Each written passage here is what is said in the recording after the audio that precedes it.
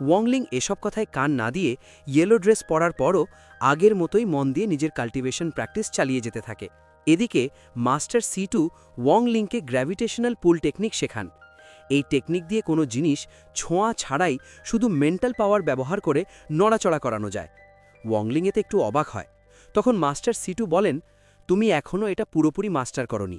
ঠিকভাবে শিখতে পারলে ভবিষ্যতে এটা তোমার অনেক কাজে আসবে।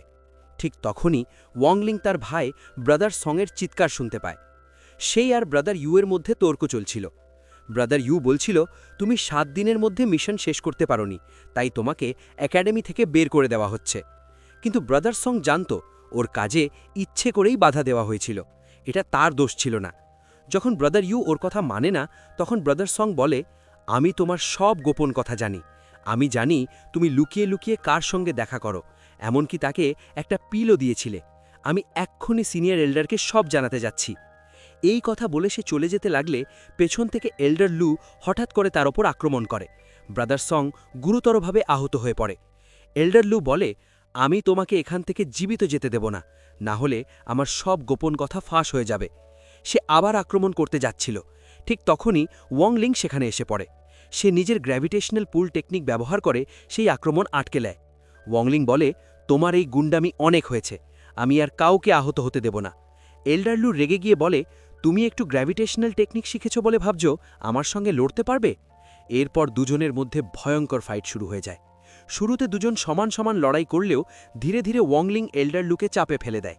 শেষে সে সব এনার্জি একত্র করে একটা ভীষণ শক্তিশালী আক্রমণ চালায়। ওয়াংলিং বলে, এটা তোমার জন্য, যা তুমি আমার আর আমার ভাইয়ের সঙ্গে করেছ। এল্ডারলু বাঁচার চেষ্টা করছিল, ঠিক তখনই পেছন থেকে কেউ একটা খঞ্জর ঢুকিয়ে দেয়। এই কাজটা করে ব্রাদার জিয়ান। সে এল্ডারলুকে মেরে ফেলে। এল্ডারলুয়ের লাশ দেখে ওয়াংলিং একদম হতভম্ব হয়ে যায়। তখন ব্রাদার জিয়ান বলে, চিন্তা করো না, এর আগে কেউ সন্দেহ করে বসে, আমি সব সামলে নেব। এই কথা বলে সে চলে যায় এবং যাওয়ার সময় বলে, নিজের খেয়াল রেখো। এরপর ওয়াংলিং গ্র্যাভিটেশনাল টেকনিক দিয়ে লাশটা সরাতে চায়, কিন্তু সে নিজের টেকনিক ঠিকমতো কন্ট্রোল করতে পারছিল না। এতে সে অবাক হয়ে যায়। সে বলে, আমার কি এনার্জি ঠিকমতো কনডেন্স হচ্ছে না? এই ব্যাপারে সে মাস্টার সি2কে জিজ্ঞেস করে। ভালো করে চেক করার পর মাস্টার সি2 বলেন, তোমার শরীরে বিষ ঢুকে গেছে। তুমি কি এমন কিছু খেয়েছিলে যেটাতে বিষ থাকতে পারে? এটা শুনে ওয়াংলিংয়ের মনে পড়ে যায় এল্ডার ফুলিও তাকে যে বিশেষ জিনিসটা খেতে দিয়েছিল। মাস্টার সি2 এটা শুনে খুব রেগে যান। তিনি বলেন, ওটা একটা জঘন্য লোক, চলো এক্ষুনি গিয়ে ওকে মেরে ফেলি। কিন্তু ওয়াংলিং শান্তভাবে বলেন, এখন লড়াই করার সময় নয়, আগে আমাকে নিজেকে রিকভার করতে হবে। আপনার কাছে কি এই বিষের কোনো অ্যান্টিডোট আছে? মাস্টার সি2 দীর্ঘশ্বাস ফেলে বলেন, দুঃখের কথা, এই বিষের কোনো অ্যান্টিডোট আমার কাছে নেই, কিন্তু তোমরা তো এই কথাটা নিশ্চয়ই শুনেছ, জহরকে কাটতে হলে জহরই লাগে। তাই এই জহরটা ডিটক্সিফাই করতে হলে তোমাকে একটা ভয়ঙ্কর শক্তিশালী জহর ব্যবহার করতেই হবে। তবে এই পুরো প্রক্রিয়াটাই তোমাকে অসহ্য কষ্ট সহ্য করতে হবে। আর যদি তুমি এটা না করো, তাহলে তুমি আর কখনো নিজের কি এনার্জি কনডেন্স করতে পারবে না, না পারবে কাল্টিভেশন, না পারবে ব্রেক থ্রু। বন্ধুরা, তোমাদের মনে নিশ্চয়ই প্রশ্ন উঠছে, মাস্টার পুনিয়ানি কেন ওয়াংলিংকে জহর দিল? আসলে ওদের সন্দেহ হয়েছিল যে ওয়াংলিংয়ের কাছে সেই দামি ট্রেজারটা আছে, যেটার খোঁজ ওরা অনেক দিন ধরেই করছে। তোমাদের যদি মনে থাকে, এক রহস্যময় লোক প্রায়ই ব্রাদার লুর সঙ্গে দেখা করতে আসত। আমার মনে হয় সেই লোকটাই হয়তো ডাউটফেট সেক্টর এল্ডার। ওয়াংলিংয়ের ওপর সন্দেহ করেই ওকে দুর্বল করতে চেয়েছিল, যাতে সুযোগ পেলে ওর কাছ থেকে ট্রেজারটা কেড়ে নিতে পারে, আর সেই সঙ্গে নিজের আসল পরিচয়ও গোপন রাখতে চেয়েছিল। এর কিছুদিন পরেই একটা নতুন দৃশ্য দেখানো হয়। জানা যায় হ্যাংইউ সেক্ট আর ডাউটসাইড সেক্টর মধ্যে এক্সচেঞ্জ কম্পিটিশন হতে চলেছে। সেই কারণেই ডাউটসাইডের লোকেরা হ্যাংইউ সেক্টে এসে পৌঁছায়, সঙ্গে নিয়ে আসে এক ভয়ঙ্কর পয়জন সেন্টিপিড। ওই সেন্টিপিডটা দেখে সবাই অবাক হয়ে যায়। ওরা নিজেদের মধ্যে কথা বলতে থাকে, এটা নাকি 200-300 বছর পুরনো, এর এক ফোঁটা জহরই কাউকে মারার জন্য যথেষ্ট। এই কথা শুনে কিন্তু ওয়াংলিং বেশ খুশি হয়ে যায়। মনে মনে বলে, আমি তো ঠিক এই জিনিসটারই অপেক্ষায় ছিলাম। ডাউটসাইড সেক্টর দলে একটা ভীষণ সুন্দরী মেয়েও ছিল। তার ছিল একটা ভয়ঙ্কর চার্মিং এফেক্ট। যেই তার কাছাকাছি যায়, সে প্রেমের মোহে পড়ে যায়। সেখানে থাকা প্রায় সব ডিসাইপেলই তার চার্মিং এফেক্টে ফেসে যায়। বাধ্য হয়ে হ্যাংইউ সেক্টর মাস্টারকে হস্তক্ষেপ করে নিজের ডিসাইপেলদের মুক্ত করতে হয়। মেয়েটা চারদিকে তাকিয়ে যখন ওয়াংলিংকে দেখে, তখন অবাক হয়ে ভাবে, কি ব্যাপার, কি কনডেনসেশন লেভেল 1-এর একজন যোদ্ধা আমার চার্মিং এফেক্টে ফাঁসল না? একই সময় আমরা ডাউটসাইড সেক্টর এক এল্ডারকে দেখতে পাই যে হ্যাংইউ সেক্টর ডিসাইপেলদের অপমান করছিল।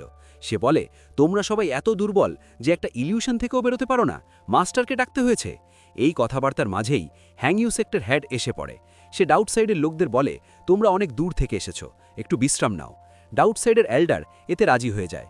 সে সেন্টিপিডের দায়িত্ব দিয়ে দেয় ওয়াংজানকে, যে কিনা ওয়াংলিংয়ের কাজিন। সে এমনিতেই ওয়াংলিংকে পছন্দ করত না। সে জানত এই পয়জন সেন্টিপিড ভয়ঙ্কর বিপজ্জনক, তাই ইচ্ছে করেই ওয়াংলিংকে বলে, সেন্টিপিডকে খাওয়ানোর দায়িত্ব তোমার, বাকি সবাইকে আমি সামলে নেব। এই কথা শুনে ওয়াংলিং ভেতরে ভেতরে খুব খুশি হয়ে যায়। মনে মনে ভাবে, এর চেয়ে ভালো সুযোগ আর কী হতে পারে। রাতে দেখা যায় ওয়াংলিং একটা হরিণের শরীরে প্রচুর ঘুমের ওষুধ ভরে রেখেছে। প্ল্যান ছিল ওই হরিণটা সেন্টিপিডকে খাওয়াবে। ঠিক তাই হয়। সেন্টিপিড ঘুমিয়ে পড়ার পর ওয়াংলিং তার শরীর থেকে জহর বের করতে শুরু করে। সব কাজ শেষ করে সে মনে মনে বলে, আরে এটা তো ভাবনার থেকেও সহজ। এই বলে সে উড়ে যেতে চাইছিল। ঠিক তখনই হঠাৎ সেন্টিপিডটা জেগে ওঠে আর ওয়াংলিংয়ের উপর হামলা চালায়। ওয়াংলিং দৌড়াতে দৌড়াতে ভাবে, এত ঘুমের ওষুধ দেওয়ার পরেও এত তাড়াতাড়ি জেগে উঠল, সত্যি ভয়ঙ্কর জিনিস। দৌড়াতে দৌড়াতে সে নিজের পকেট স্পেসে ঢুকে পড়ে, যেখানে সেন্টিপিড আর ঢুকতে পারে না। সেখানে গিয়ে সে সেই জহরটা খেয়ে ফেলে, যাতে নিজের শরীরের ভেতরের আগের জহরটা দ্রুত শেষ করা যায়। কিন্তু এই প্রক্রিয়াটা ভীষণ যন্ত্রণাদায়ক ছিল। ওয়াংলিংয়ের মুখ দিয়ে রক্ত বের হতে থাকে। এটা দেখে মাস্টার সিতু খুব চিন্তিত হয়ে পড়ে। সে বলে, প্লিজ মরে যেও না, তোমার কিছু হলে আমাকে আবার 1000 বছর এখানে বন্দী থাকতে হবে। তখন বেইজিং বলে, মাস্টার চিন্তা করবেন না, যাই হোক না কেন আপনার এই ডিসাইপেল আপনাকে এখান থেকে মুক্ত করবেই। এই কথা শুনে মাস্টার সিতু খুব খুশি হয়ে যায়। মনে হয় সে সত্যিই ওয়াংলিংকে পছন্দ করতে শুরু করেছে। অবশেষে সে মন থেকে ওয়াংলিংকে নিজের নতুন ডিসাইপেল হিসাবে মেনে নেয়। এরপর দেখা যায় টানা কি কন্ডেনসেশন প্র্যাকটিসের ফলে ওয়াংলিংয়ের জহর পুরোপুরি শেষ হয়ে যায়।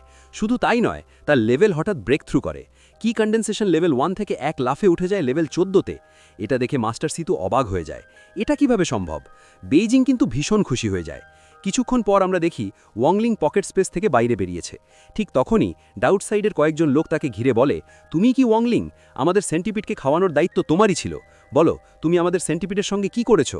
যখন থেকে তুমি আমাকে খাবার দিয়ে আসছো, তখন থেকেই ও অদ্ভুত আচরণ করছে। ওদের কথা শুনে বলছে, আমার তো কিছুই জানা নেই তুমি কোন ব্যাপারে বলছো, কারণ আমি যখন ওকে খাবার দিয়ে আনলাম তখন পর্যন্ত তো ও ঠিকই ছিল। এই শুনে ডাউটসেটের ড্রেসেবেল রাগ করে বলে, শেষ পর্যন্ত আমাদের সঙ্গে কি এমন করে তোমার সাহস হলো মিথ্যা বলার? ও আরও যোগ করে, তুমি এগিয়ে এসে ওয়ার্নিংকে আক্রমণ করতে চেয়েছিলে। কিন্তু হঠাৎই এখানে এল্ডার ফুলিয়ং এসে ডেসিবেলদের মাঝে এসে বলে, এখনও কম্পিটিশন শুরু হয়নি, তোমরা এখানে এসে আমাদের ডেসিবেলকে ঝামেলা করতে পারবে না, না হলে তোমাদের ডিসকোয়ালিফাই করা হবে। এই শুনে বাইরে থাকা ডেসিবেলরা শান্ত হয়, বলে, ঠিক আছে, আমরা এক্সচেঞ্জ কম্পিটিশনে দেখা করব, সব হিসাব নিকাশ হবে। এরপর তারা চলে যায়, আর আমরা দেখি ওয়াংলিং মাস্টারফুলের কাছে ধন্যবাদ দিচ্ছে। সে নিজেকে দুর্বল দেখানোর চেষ্টা করছে, বলছে, আপনি না থাকলে আমার কি হতো জানি না। মাস্টারফুল হাসি দিয়ে বলে, না, তুমি আমার শিষ্য, এটা আমার কর্তব্য। ওয়াংলিংকে বলতে থাকে, তোমার কন্ডেনসেশন ঠিকঠাক হয়েছে তো? তুমি প্র্যাকটিস শুরু করেছ? ওয়াংলিং জানে যে মাস্টার C2 এক সিক্রেট টেকনিক শিখিয়েছে, যার মাধ্যমে সে তার কাল্টিভেশন লুকাতে পারে। কিন্তু ভিতরে ফানিয়া ওর ওপর সন্দেহ করছে। মনে হচ্ছে যতটা সোজা মানুষটা দেখায় অতটাই সহজ নয়, হয়তো বোনের মৃত্যুতেও তার হাত আছে। এরপর আসে এক্সচেঞ্জ কম্পিটিশনের দিন।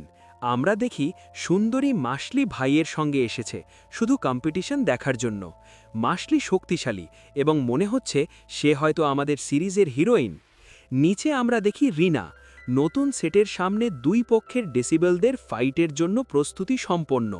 হঠাৎ আমরা নতুন সেটের হেডকে দেখি ড্র্যাগন ব্যবহার করে রিনায় আসে, বলে, এক্সচেঞ্জ কম্পিটিশনে দুই দলের মধ্যে লড়াই হবে, শেষ পর্যন্ত যে দল থাকবে সেটি জিতবে। এরপর লড়াই শুরু হয়। প্রথমে ডাউট সেটের একটি ডেসিবেল রিনায় আসে, হানিয়া সেটের একটি ডেসিবেলও আসে, কিন্তু ডেসিবেল খুব শক্তিশালী। হেনোসেট ডেসিবেল কয়েক মিনিটও লড়তে পারে না। ওয়াংলিং হেরিয়ে দেখে চমকে যায়, বলছে, এই ওরিয়ার তো 13 লেভেলের কন্ডেনসেশন নিয়ে লড়ছে। পরপর দুটি ফাইট জিতে হানিয়া সেটের মানুষরা লজ্জিত, প্যানের সাহস বেড়ে যায়। সে বলে, তোমাদের মধ্যে কেউ কি আমার সঙ্গে লড়াই করতে পারবে? আমি জানতাম তোমরা ভয়ানক ও নোংরা। বাইরের পাং তার শক্তি দেখানোর জন্য সাধারণ মানুষদের আক্রমণ করে। শিল্প যখন বাধা দেয়, শটটি ওয়াংলিংয়ের পেরেন্টসদের দিকে যায়। ওয়াংলিং দ্রুত ঝাঁপিয়ে পেরেন্টসকে রক্ষা করে। এভাবেই আমাদের এপিসোড শেষ হয়। পরের এপিসোডে দেখা যাবে ওয়াংলিং ডাউটকে হারাতে পারবে কিনা। যদি ভিডিওটা ভালো লাগে লাইক দিতে ভুলবেন না আর একটা মিষ্টি কমেন্টও রাখবেন।